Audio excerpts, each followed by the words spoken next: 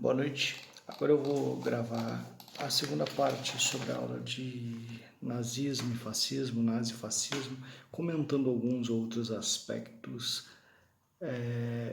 que não foram comentados no vídeo anterior, para aprofundar um pouquinho sobre o tema. Sobre a crise do liberalismo.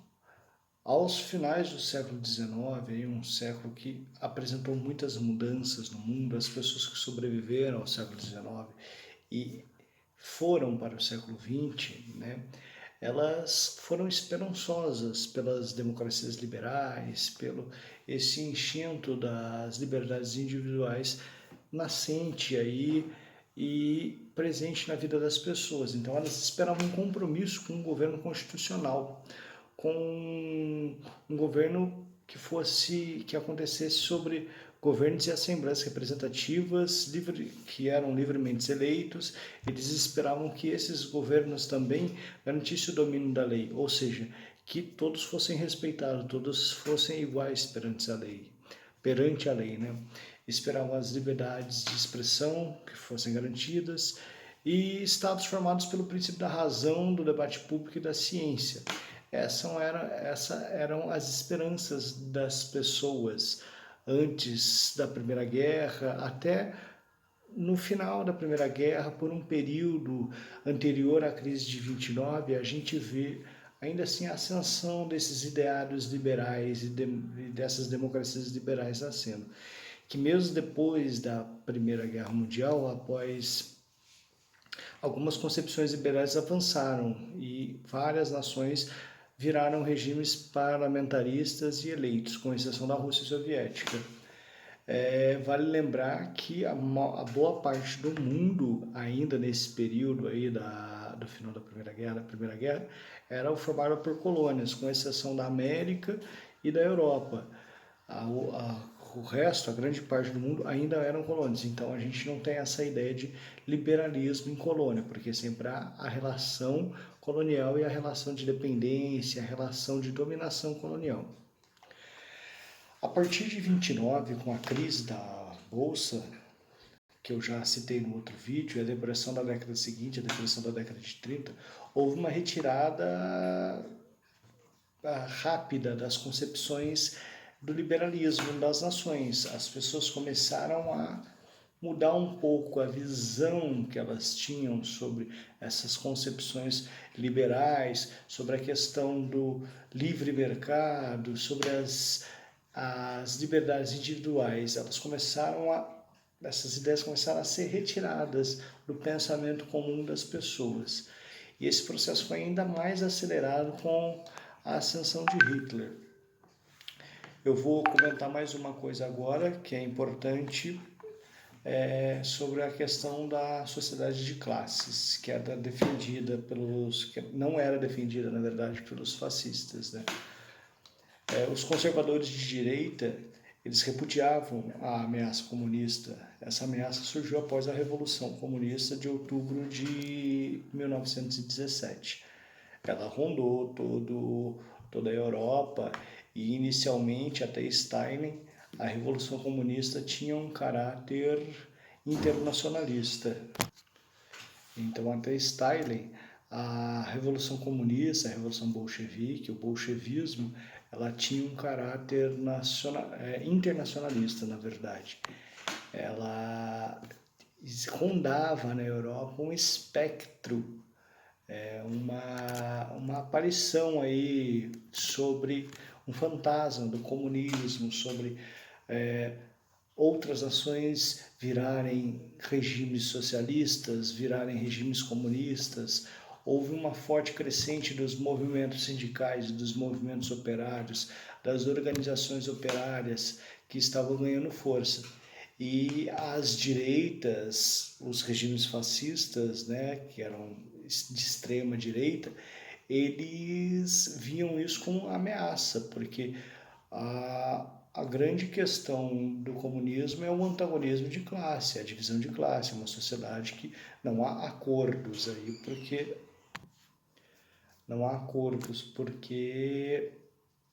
são diferentes níveis de interesses, né? Isso que se pregava no socialismo da Rússia, essa questão da tomada do poder pelo proletariado. Então, os grupos de direita que ascenderam ao fascismo, eles pregavam uma democracia orgânica, uma sociedade dividida em grupos, uma sociedade que parecia com uma questão mais estamental, uma questão próxima da Idade Média.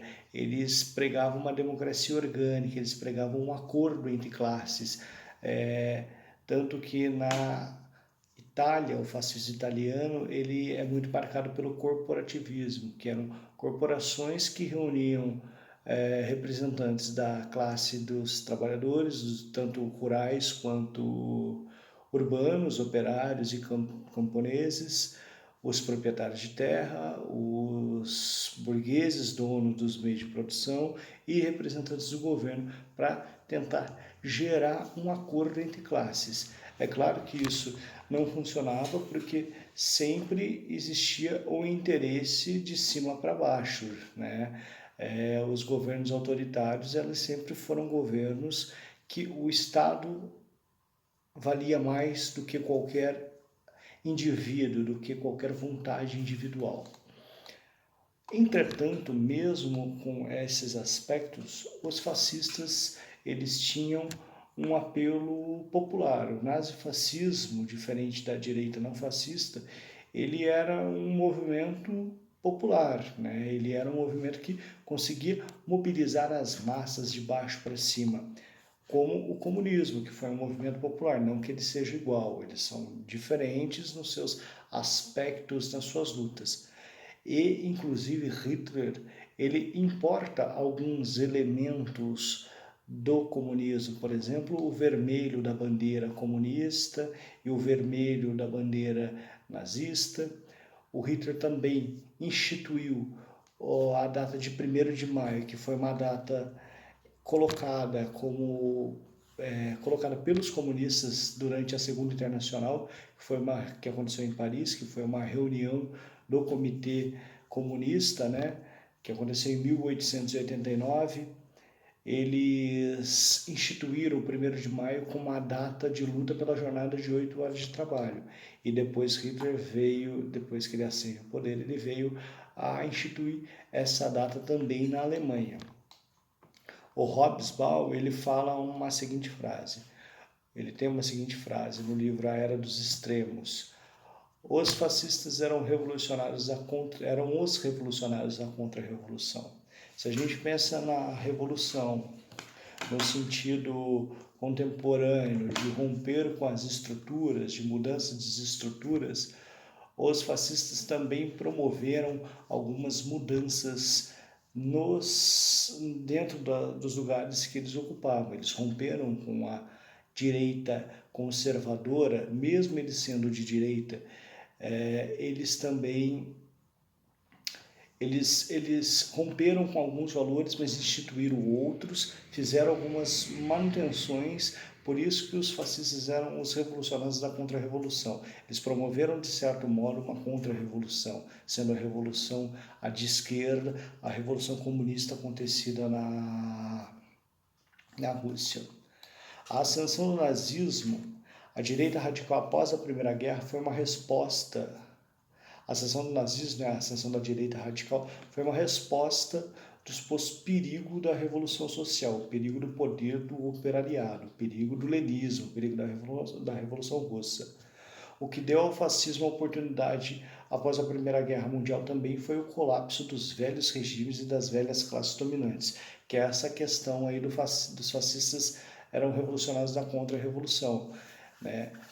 Nos lugares onde esses velhos regimes e as velhas classes dominantes conseguiram fazer suas manutenções e permaneceram no bom funcionamento, permaneceram aí nos seus lugares de dominação, não houve ascensão de regimes fascistas, né? Um exemplo é na Inglaterra, não existiu fascismo na Inglaterra. Então, esses são alguns comentários sobre o nazifascismo. Eu espero que agregue alguma coisa para vocês e nos estudos de vocês.